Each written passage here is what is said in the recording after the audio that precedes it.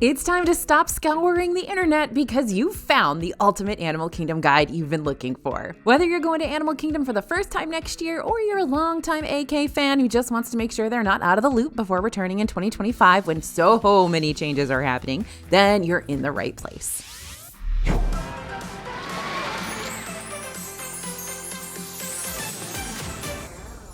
Hey everybody, it's AJ for Disney Food Blog. Now, Animal Kingdom videos are some of my favorite videos to make because they give me an excuse to just talk in depth about one of my very favorite Disney World parks. Now, I briefly mentioned that this was my favorite Disney World park during our 50 easy changes to make your Disney World trip better video.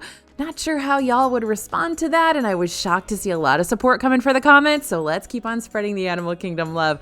I always say that my favorite park is the one I'm in at the time, but I don't know, I have a special place in my heart for Animal Kingdom. It's always my anxiety reducing park. Anyway, I'll stop talking about that and we'll jump into Animal Kingdom because this video isn't just going to be me being sappy about how much I love the food and the rides and the entertainment here, though that's definitely going to be a big part of the video. I've also got a few park downfalls I'm going to warn you about for 2025, and I might be having you make some pretty hard decisions today too, just to prepare you for the decisions you might have to make once you're in Animal Kingdom. All right, enough beating around the bush. It is time to enter Animal Kingdom.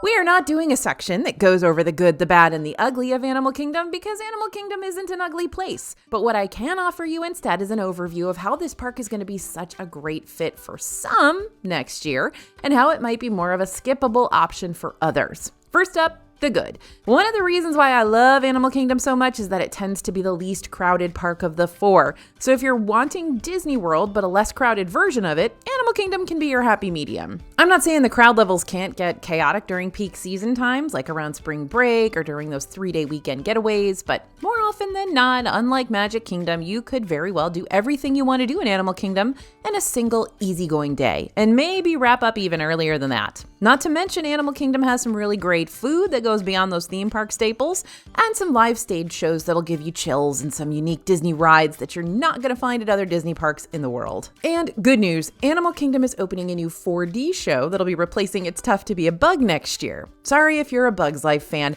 I like the movie just fine, but the creepy crawlies skittering under my butt I could live without. Now, Zootopia, Better Together will follow Judy Hopps, Nick Wilde, and more characters from Disney Animation's Zootopia in a production that Disney's shared will take guests on an adventure through different biomes seen in the film. This new show is going to make its big debut in winter 2025. Now, yes, I am hoping that nothing will be skittering across my butt in this particular show, but maybe it will. I don't know. They have the functionality in the seats, so they'll probably use it. And now, why this park might be skippable for you. Starting January 13th, 2025, Dinoland USA, bless its heart, is going to start its extinction process to make way for Pueblo Esperanza. This new land will feature details from the tropical Americas, including Encanto and Indiana Jones attractions. And while we are super excited to start seeing this land take shape, it's got a long way to go before it reaches completion, 2027. However, Triceratops Spin, Fossil Fun Games, and Chester and Hester's Dinosaur Treasures will have their last days of operation on January 12th. The good news is that the dinosaur ride will stay open for a little bit longer, so you don't have to worry about that disappearing on you just yet. But in 2025, there will be a lot of construction on the backside of this park, so there'll be less to do here overall. While some folks might love that they can accomplish Animal Kingdom with ease, others might be a little bit more turned off by the minimal amount of rides here. And while the quality of the rides here is good, you're not going to find 20 plus of them like you will in Magic Kingdom. This park actually has the fewest rides available throughout the Disney World scene. Once Triceratops Spin closes, you're only going to find 6 rides total here, not including the Wildlife Express. If you're an animal enthusiast or you're just not a big rides person, this might not matter because you're going to be able to fill the rest of your day doing a whole lot of other stuff like strolling the animal trails and snacking on sweet and savory treats or watching the shows or shopping around the street markets and maybe even taking a sketch class or petting a few critters while you're at Rafiki's Planet Watch where they have a petting zoo. But if you're more of a rides enthusiast, Animal Kingdom has great rides, but the quantity of them might not scratch that itch for you.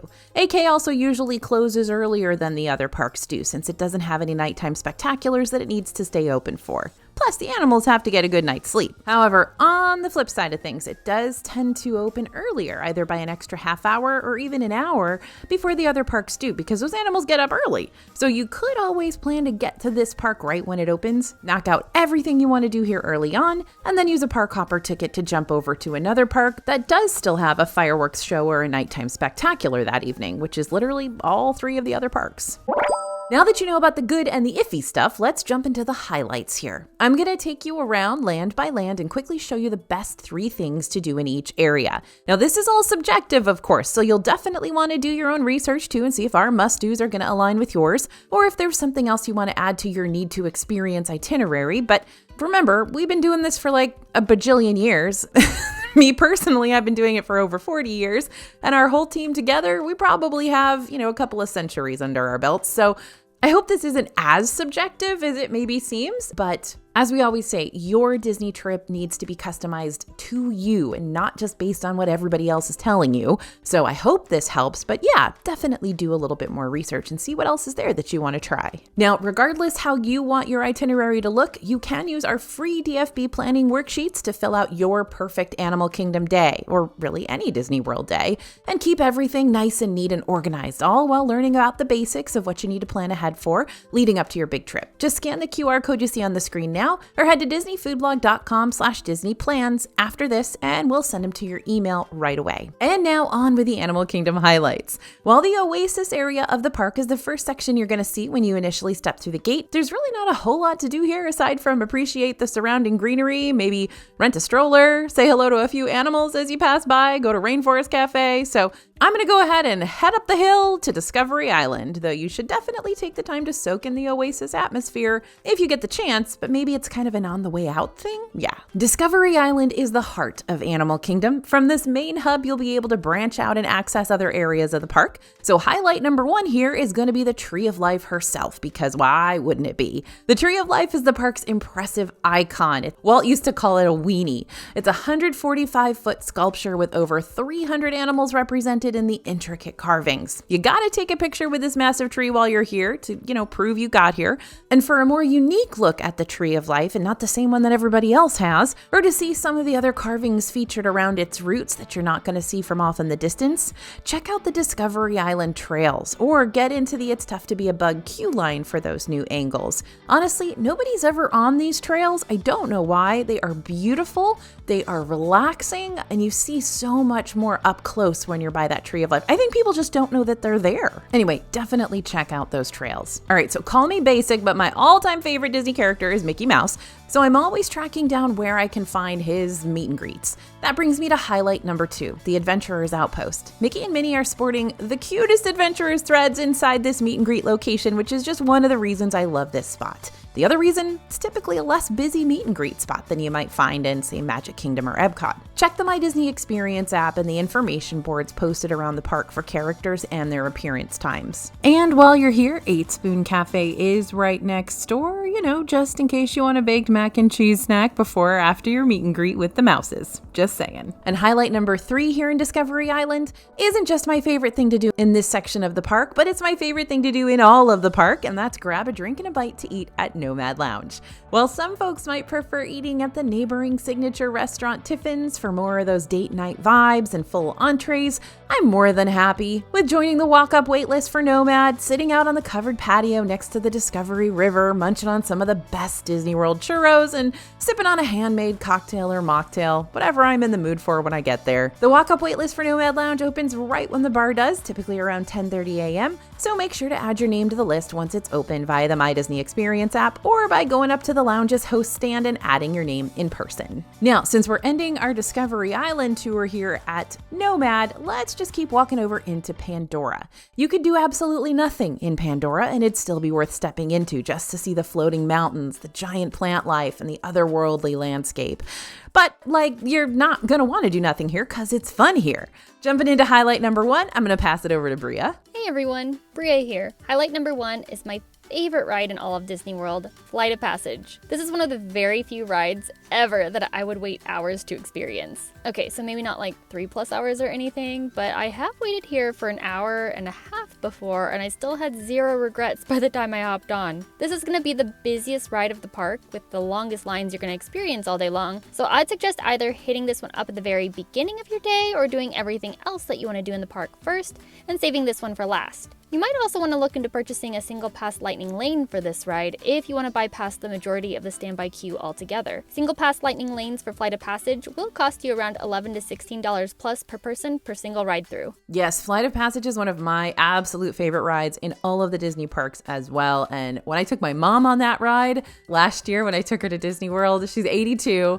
She was mind blown by this ride. Like, I think she started to cry when we got off because she was just like, I've never seen anything like it. It is truly amazing. Okay, highlight number 2. We're going to Navi River Journey. This is a fun dark ride as well with an amazing shaman animatronic featured at the very end, but I'm not sure if I'd add that to my top 3 highlights in this area just because the lines for this one can be long. Yet the ride is relatively short, so if you miss it, it's not necessarily the end of the world. However, I would strongly recommend not missing out on Satu'li Canteen. That's highlight number 2.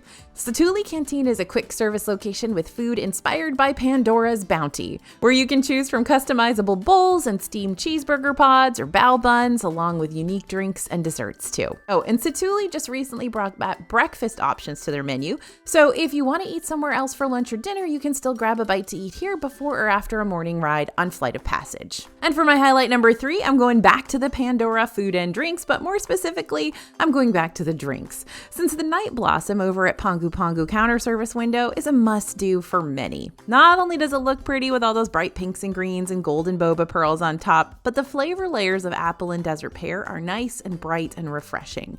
These drinks are a great novelty for kids and adults alike, but adults 21 and over can add a little extra kick to their own Night Blossom if they want to spike it up to be a rum blossom instead, which will bring the price of this drink from $7 to $15.50, but you get a good dose of rum in there. On to Africa, my friends. This one was pretty tricky to narrow down to just 3 highlights. Well, let's be honest, it's tough to narrow all of these down to 3 highlights since there's a whole lot going on in all these sections of the parks, but I still think I feel pretty confident with the choices I made, and if there are any extra suggestions you want to throw into the mix that I didn't feature here that you think first-time Animal Kingdom guests need to know, please drop it in the comments. It's so helpful to see what other people have tried and loved when they go to these parks. Okay, highlight number 1, Kilimanjaro Safaris. This is an 18-minute must-do safari ride on the Harambe Wildlife Reserve, which offers one of the best experiences in the park to see a lot of animals all at once.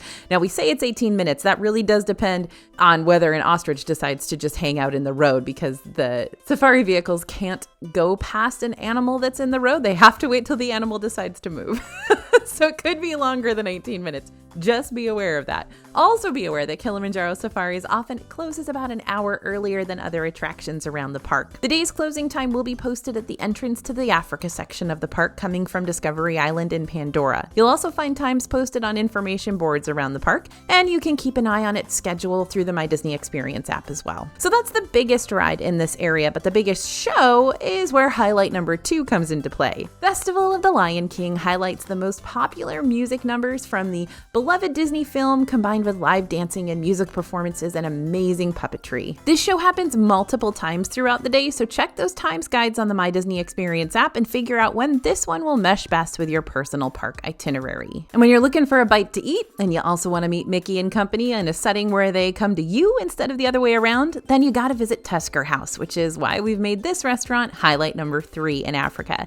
Now, I'm not always one to brag on the buffet food at Disney's character dining experiences. Typically, I say that you're going to splurge on a character meal to get a lot of food and good character interactions, but not necessarily dine on top quality options. That's not the case with Tusker House. Not only can you meet Mickey, Goofy, Donald, and Daisy here, but the All You Care to Enjoy buffet is flavorful and interesting, with lots of American and African-inspired food like tandoori spice-rubbed rotisserie chicken, green curry shrimp, great mac and cheese, and corn dog nuggets for adventurous and picky eaters alike. Now we're headed into Asia. Now, I've been going to Animal Kingdom since it opened back in 1998, and I'm still not over how beautiful this section of the park is. But if you really want to get a good look at the beauty of this area, as well as see some tigers and bats and Komodo dragons while you're at it, you're going to want to check out our highlight number 1 here, which is the Maharaja Jungle Trek. I love this attraction. This walking trail gives you an up-close look at several of the park's animals in a setting that's both peaceful and reflects Asia's culture and architecture. Africa also has an animal walking trail too, the Gorilla Falls Exploration Trail, which you can find at the exit of Kilimanjaro Safaris. But if you're tight on time and you're trying to choose one or the other, I tend to prefer the Asia Trail just because I get to walk through those ancient ruin areas and underneath the colorful prayer flags, which makes for some great photo ops too. Plus, there's tigers, and there's a new baby tiger, so I don't know, that trumps everything. Oh, that sounds wonderful. Hey there, hi there, ho there. For highlight number 2, I'm piping in again because it's not an Animal Kingdom trip for me if I don't grab a tea from the Joffrey's location here. The Royal Anandapur Tea Company kiosk offers up a selection of coffees, sure, but what it's most well known for are its international tea varieties. So I like to grab myself a cup of the ice green blackberry jasmine and take a nearby seat next to the Discovery River to just sip and enjoy the view for a bit. There's also some extra seating over in the Upcountry Landing area right across from the Feathered Friends in Flight show that'll provide you with seating next to the water and overhead shade. And then you can't ignore highlight number 3 in this area, Expedition Everest. Now, this coaster is Animal Kingdom's one and only coaster that takes you up into the mountains where you'll have to encounter the myth and legend herself, the Everest Yeti. During this ride, you'll go forwards, backwards, plummet down the mountain, and take on some sharp turns, but you don't have to worry about any 0 to 60 launches or upside down loops. That said, I still get pretty sick on this ride. I don't know if you do. Let me know in the comments. And last, but well, probably least, especially in 2025, precious Dinoland USA. Like I mentioned earlier, the Dinosaur Dark Ride will still remain open for a little while longer in 2025 before the Indiana Jones re-theme takes it over, so that's going to be our highlight number 1. During this ride, Dr. Seeker's going to need your help to bring an iguanodon from the past and into the present day, so you'll board a time rover to get the job done. Along your journey, you'll come face to face with many animatronic dinosaurs, including, but not limited to, a pterodactyl, velociraptor, and carnotaurus, who may or may not want to eat your face. Now, I'm not sure how much longer Dino Bite Snacks is going to hold out for, but if you can, you'll want to swing by this spot to pick up our highlight number 2, the ice cream cookie sandwich. Is it weird of me to say that I'm more sad to potentially lose this rather than the dinosaur ride? Is that a hot take? That's probably a hot take, right? But I've loved the traditional and seasonal ice cream cookie sandwiches that have been available here for years. So grab one for yourself before saying deuces, and we'll just cross our fingers that either the new Tropical America section will have these sandwiches too, or that the ice cream sandwiches will relocate whenever they get kicked out of house and home. You know what's not going anywhere anytime soon though, that we know of at least, that's still technically part of Dinoland USA? Finding Nemo, The Big Blue and Beyond, which is our highlight number 3. Between the live performers, colorful puppets, and the memorable music, Finding Nemo might just wind up being a can't-miss production for you. This is a 25-minute performance that, much like Festival of the Lion King, takes place several times throughout the day, so check those times guides and don't miss out. So what are the best times to visit Animal Kingdom in 2025? Honestly, anytime. You want to go to Animal Kingdom? Let's go to Animal Kingdom. Okay, but in all seriousness, there are 3 times in 2025 when AK might be more of a priority park for you.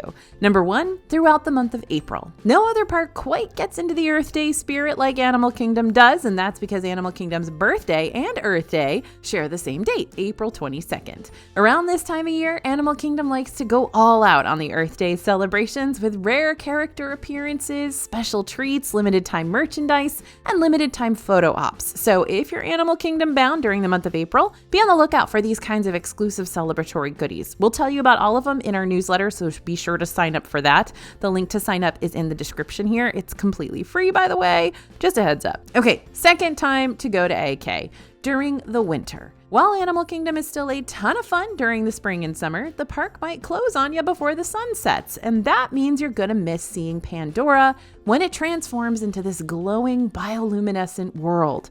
And you're not going to be able to watch the Tree of Life Awakenings projection show, which starts after sunset and happens every 10 minutes leading up to park closing. Plus, winter is when the new Zootopia show is slated to premiere, unless it's moved back, of course, which is never out of the realm of possibility, but here's to hoping the construction stays on schedule. And if you visit Animal Kingdom around the holiday season, you'll be able to see the Merry Menagerie, which are wandering winter animal puppets that sound much weirder than they actually are. They're so cute and beautiful, and they stroll along to Discovery Island and come up to greet guests while nearby live musicians also help to set the scene. I know, it sounds weird, but look, you can see it right now. Isn't it cute? They're so cute. Now, even if you aren't big on celebrating the season, these little guys are a delight. We're literally so excited for the Merry Menagerie this year. We went a little menagerie happy on dfbstore.com and came up with all this wintry animal-themed product, from ornaments to sweatshirts to onesies and blankets and glass slippers. So if you too are part of the Merry Menagerie fan club,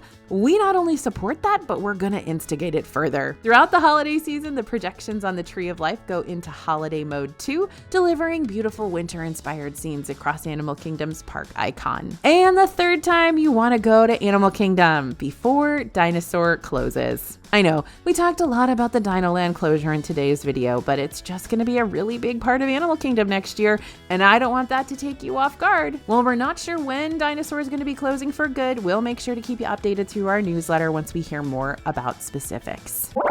Okay, let's talk about your favorite part of Disney World and mine, transportation, right? Okay. If you're wanting to stay as close to Animal Kingdom as feasibly possible during your upcoming trip, you got a few Disney-owned hotels that you can book in the Animal Kingdom area. For value resort options, you've got all-star hotels, music, sports, and movies. For a moderate resort option, it's Coronado Springs and Grand Destino Tower. And for the deluxe resort option, you've got the Animal Kingdom Lodge to really complete the whole Animal Kingdom package. Now, here's the thing about Animal Kingdom. I'm not saying it's super far away from the other three parks, but it is super far away from the other three parks. So while Epcot, Hollywood Studios, and Magic Kingdom have nearby hotel transportation options like the Skyliner and monorail and boats and walking paths, the Animal Kingdom area hotels only have that standard bus option getting you from place to place. And that's okay. Free transportation is still free transportation. And since these hotels will be closer to the Animal Kingdom area, the bus ride will still be shorter than the bus rides from the other Disney resort locations that are taking you to Animal Kingdom. If you prefer, or if your hotel doesn't have a complimentary bus ride over to the park, you can also drive yourself to Animal Kingdom or take a ride share. Standard parking will cost you $30 per day, but if you're planning on park hopping, that $30 will cover you for any of the parks you decide to jump to after that. Just show your receipt and you'll be golden. Unlike Magic Kingdom, where the whole parking situation can get kind of complicated and turn into a 30+ minute endeavor, thanks to the TTC, a topic for another day, Animal Kingdom's parking is super straightforward. Just park your car and walk up to the front. If you happen to get to the park later on in the day and you've got to be placed in one of the lots that's further away from the front gate, there are parking lot trams that can help take you up to the front and back to your car again when you're ready to head out. Okay, so what's the deal with multi-pass in this park? Let's talk about it. Why have we only talked about lightning lanes once in this entire video? And why was it only when we were talking single passes for Flight of Passage? Well, because more often than not, you're not really going to need lightning lanes for this park. Remember, there are only 6 rides here that use lightning lanes, and only 5 of those are available to book through a multi-pass purchase. After that, you can book lightning lanes for a few other shows and attractions, but you really don't need them for those either. I'd say multi-pass could be a useful purchase here if you're planning on park hopping later on, since you'll be able to book more lightning lanes throughout the day for other parks with a park hopper ticket, or if you're traveling during a peak season time and you just really don't want to worry about standing in any ride lines whatsoever. I get it. But as far as really needing a multi-pass to get all these rides accomplished in one day, I wouldn't worry too much about that. If you do wind up purchasing multi-pass for your Animal Kingdom day, you can pre-select any 3 lightning lanes either 7 days before your Disney Resort check-in day or 3 days before your visit if you're staying off property. And if you're using a park hopper ticket, you won't be able to make your 4th lightning lane selection for your next park until after you scan into your first Animal Kingdom lightning lane. Okay, we've made it to the best part of the video, the dining recap. We already talked about a few different places that we consider to be must-dos for dining and snacking around Disney, but here are a few more of our Animal Kingdom meal picks that might be more catered to your group and their restaurant needs. For picky eaters, we're going to start at Flame Tree Barbecue. Flame Tree is a great affordable option for families since it's got lots of familiar and hearty barbecue eats on the menu. This quick service is located near the Discovery Island Bridge to Dinoland for now, and while there's no indoor seating here, the covered outdoor seating area does have some real gorgeous views of Discovery River. You can also grab my birthday fries here, which for normal folk are just the pulled pork with cheese fries that you can order off the sides portion of the menu. But for me, these are a staple celebratory option that I always aim to get when I'm in Disney World around my B-Day, because what better way to celebrate getting older than with fries and meat and plastic cheese? And another good one for picky eaters is Rainforest Cafe. Is this a go-to option in Animal Kingdom? No. Is it unique to the Disney area? Also no, but does it have a wide variety on the menu and a setting that your kids will be entertained by the whole time? You betcha. If you're just wanting a burger or chicken tenders in a sit-down restaurant, the basic eats here aren't bad by any means. Plus the intermittent rainstorms and animal animatronics and dark jungly atmosphere make for a unique meal. But yeah, you probably won't be finding us personally making a beeline for this place when there are so many other restaurants to eat at inside the park that have better food. But again, if you need a picky eater paradise, Rainforest Cafe is your thing. By the way, speaking of Rainforest Cafe, I just went to the one in Galveston, Texas, which has the River Adventure ride. If you've ever been there and ridden the ride, please let me know. I thought it was great. I had a blast. I also got to get the pastelaya again, which is what I usually get when I'm at Rainforest Cafe. And it was super spicy. Okay, if you've got adventurous eaters, here's where you're going to want to go. Tiffin's is the fanciest restaurant in all of Animal Kingdom. Inside, you'll find 3 different dining rooms, including the Asia-themed Trek Gallery, the Africa-themed Safari Gallery, and the Animal Art Grand Gallery. If you dine here, definitely take some time to get up and look around while you wait for your meal, because this place kind of doubles as a museum with all those trinkets and art pieces that are all about how they put Animal Kingdom together. This is like Joe Rohde's scrapbook in here, okay? So definitely check it out. The pricey menu and decadent international eats and upscale atmosphere makes Tiffin's a good option for special occasions or date nights, but the attached Nomad Lounge might still be a more budget-friendly option for you if you want to try bites from the Tiffin's menu without paying those full entree prices. And by budget-friendly, I mean possibly budget-friendly unless you really start to splurge on the Nomad Lounge cocktails, which add up quickly. And we're going to go to Yak and Yeti next for some more adventurous eater food. Fun fact, Yak and Yeti is actually owned by the same group that owns Rainforest Cafe. It's Landry's. However, we tend to prefer the Asian fusion food at Yak and Yeti way more than the food at Rainforest Cafe. And if you're not wanting thunderstorms and screeching animals all meal long, Yak and Yeti is a whole lot quieter too, and kind of beautiful in there too. There are some great shareable plates here, like the ahi tuna nachos and lettuce cups that are definitely big enough to split between a few people, so you can feed a group without hurting your wallet. And don't forget to try the Yak Attack cocktail. This is one of my all-time favorites. I got this before I even started Disney Food Blog 15 years ago. It's been there that long. It's a mango daiquiri with rum and wild berry flavors, fruity and refreshing. Love it. Now, what if you need a quick breakfast? Well, Yak and Yeti Local Food Cafes is the quick service counterpart to Yak and Yeti, and it's open for breakfast, lunch, and dinner. There's no indoor seating at Local Food, so it might not be the best option for rainy or super hot days, but we'd still brave the afternoon weather to get the chicken fried rice or that mini mango pie. During breakfast, you can still order a variety of savory entrees here, like breakfast bowls and English muffin sandwiches. And for the kids, you got options like French toast and a pancake sausage stick. And while Creature Comforts over in Discovery Island might be a more popular morning coffee choice since that's the Starbucks location, Kusafiri Coffee Shop and Bakery over in Africa has a morning selection of pastries, breakfast sandwiches, and coffees with a way shorter line than you're going to find at Creature Comforts. For the rest of the day, the menu includes heartier eats like chicken and pork flatbreads or spiced potato hand pies, and the snacks here are big enough to be meals, and they tend to be a pretty good deal for the price. Now, what if you want a snack that doubles as a meal? Well, we're headed back to 8 Spoon Cafe. If baked mac and cheese as a snack is wrong, then I don't want to be right. 8 Spoon Cafe sells, well, baked mac and cheese. I think I already gave that away. Recently, they introduced a new baked mac, which adds a little more variety to the menu, the barbacoa beef with crispy onions and green onions. Needless to say, me and this noodle dish became fast friends. And get this, 8 Spoon also recently started selling unique churro varieties too. You can get the s'mores churro, that's $8, rolled in a chocolate and sugar mix and then topped with whipped cream, graham crackers, and chocolate chips and marshmallow. Or you can get the family churros. This is $16, and they come with 21 bite-sized churros, as well as sprinkles, chocolate, and caramel dipping sauces. Don't worry, Nomad Lounge, you still have my favorite churros in all of Disney World, but 21 mini churros, that's pretty great. Now, heads up that the s'mores churro is returning. Usually it's a seasonal thing for the holiday season. I'm not sure if it'll stick around this year, but if you are there and you don't want the 21 churros, then the s'mores churro is a good option. And Mr. Kamal's serves up a selection of unique snacks inside the Asia area. And by small, I mean real small, like fries and chicken dumplings, and that's pretty much it. But those Mr. Kamal seasoned fries and chicken dumplings are still really good. Now, as far as the new chocolate strawberry fries are concerned, we could live without those. Just not our favorite sweet and savory combo ever, because the strawberries we got the first time we tried them were kind of mushy and flavorless, and they didn't really have the chocolate sauce ready. But maybe we just got an off batch and your experience will be better, but other stuff at Mr. Kamal's is pretty good. Now, what if you want a snack that's a whole lot lighter? Head over to Anandapur ice cream truck. Honestly, just look at this ice cream stand.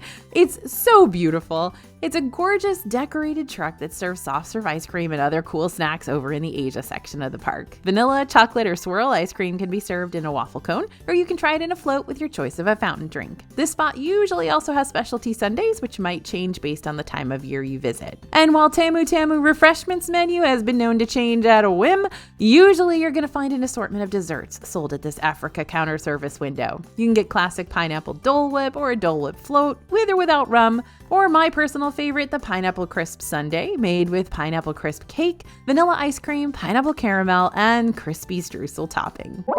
Okay, I'm turning this guide over to you now. If there are any questions you've still got about your upcoming trip to Animal Kingdom, drop them down in the comments below so we can help you work through them. And don't forget to pick up your free DFB planning worksheets over at disneyfoodblog.com/DisneyPlans. Thanks for listening, everyone, and thanks for watching. As always, this is AJ for Disney Food Blog, and we'll see you real soon.